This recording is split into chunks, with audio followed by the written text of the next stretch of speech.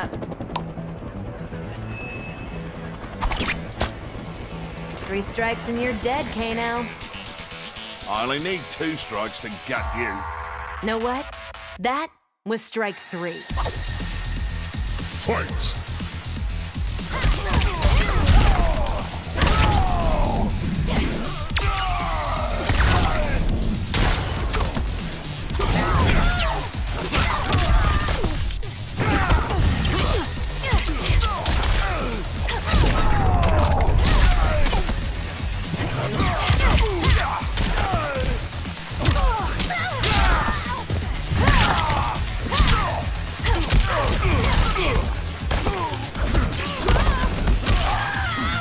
Fiver says you die.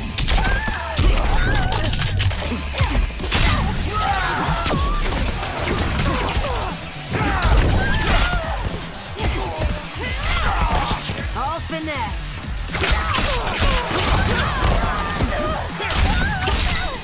Ready to bleed.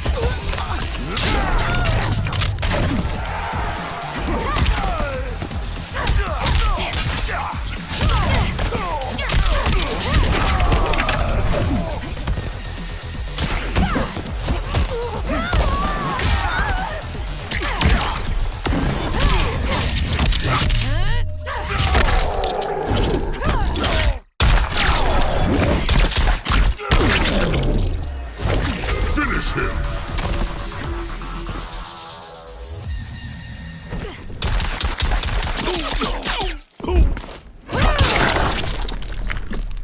Fatality. Cassie Cage wins.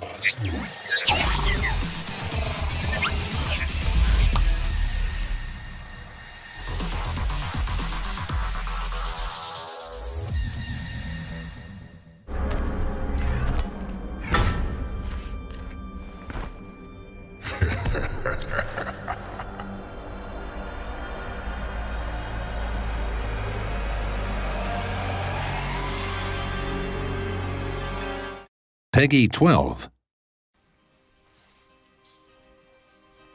If you had to fight a monster that is 10 times your weight, how would you approach the situation? If you're smart, you wouldn't rush into it. You would devise a plan.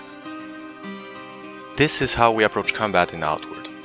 Rather than send you flinging a sword at a gigantic monster, the player must find clever ways to gain the upper hand, even when fighting something as mundane as 2 bandits. The first thing to keep in mind in combat is whether or not your enemy is stable on its feet. At first, your attacks do not stagger the enemy, so you need to poke at their defense until the pressure makes them flinch. Once they lose their footing, an opportunity opens up and you can land a vicious combo without fear of retaliation. Early on, you don't know a lot of tricks to gain the upper hand. However, you can use tools and switch equipment.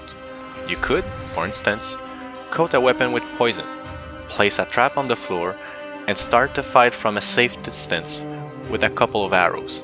Apply the poison by placing a few hits with your melee weapon, then wait defensively behind a shield until your enemy collapses. Eventually you will meet trainers and gain the opportunity to learn skills and even unlock magic. We wanted magic to have a more ritualistic approach, in which we deconstruct spell casting step by step. The very first spell you learn is the Spark, a small flame that barely hurts anything, and on its own is probably more useful as a way to light up a fire than for combat. Yet, this spark of flame is more useful than it appears. Let's say you found a mana stone while mining, converted it to a firestone using alchemy, and knew how to expand that firestone to create a magical fire sigil, and then cast Spark while standing in this fire sigil. Then you would have done the whole process to cast a fireball. This may sound impractical in a combat situation, but you can make firestones or buy them from an alchemist in preparation for what's ahead. You could even cast a sigil in anticipation of a fight and lure your enemies to your spot, then dodge in and out of your sigil to quickly throw multiple fireballs, as long as your sigil is active. This approach of decomposing your actions in multiple steps also applies to combat skills. For instance, a warrior that draws strength from her rage would need to either use a skill to fall into a deep state of rage or consume potions to attain the same effect, increasing the impact of her hits and thus decrease stability of her foes faster.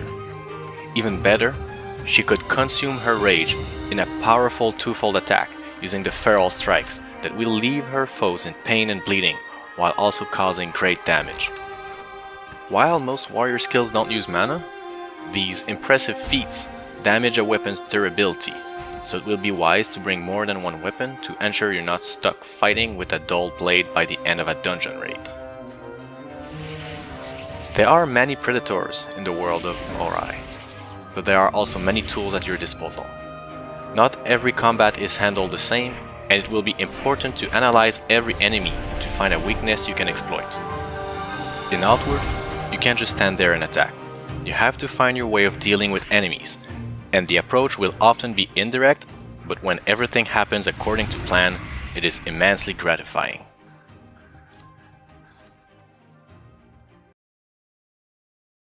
I'm all done. Kaito-san, where's our guy going? On his way towards Pink Street. Crowd's thinning out. Get your ass over here. Got it. I'm Takayuki Yagami. It's in one little corner of this city that I run a detective agency. I work alongside my partner, Kaito-san. Funny enough, he's ex-Tojo.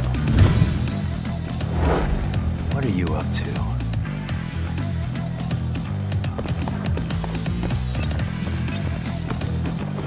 Paranoid, aren't you? Whoa! Kidding me. Keep going, guy. Hold up! You won't get away!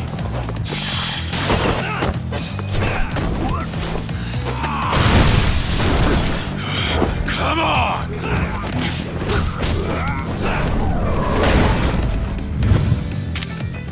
Oh, hold on. Let me get a picture. Now! Hey. Wanna break out the pigeon? On it. What the? Hold up. That's him.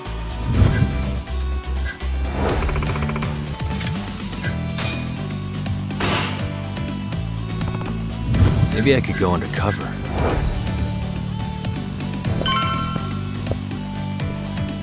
Perfect.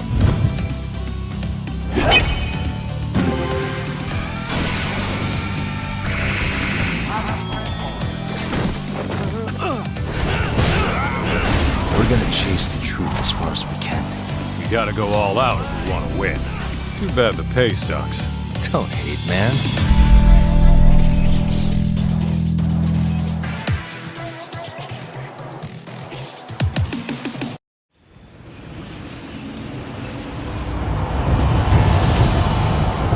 Conan Unconquered is kind of a new genre. It's a survival RTS game. It's not a traditional real-time strategy game. You have a lot of spinning plates. There is a lot to worry about. It's not just build an army, build a base, go and attack the other guy. You're defending against waves of enemy attackers, and the waves get progressively more difficult. You know, you're Conan, you're in front of the citadel that you're supposed to defend. They get more challenging, they get more deadly. There's this clock that's ticking and the drum beats are going in the background. They're getting gradually louder. You know something nasty is going to happen. Playing by yourself or with a friend, you're going to try and survive through so many waves to see how long you can remain unconquered.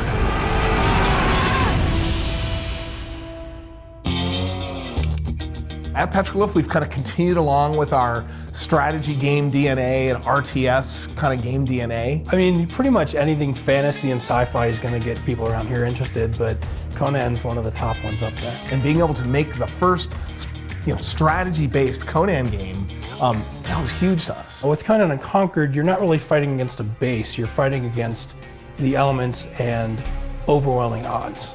So, depending on how you set up the game and the customization, you'll be pitted against, a finite number of waves or even an infinite amount of waves. We've built in a lot more simulation than we ever have in any other game.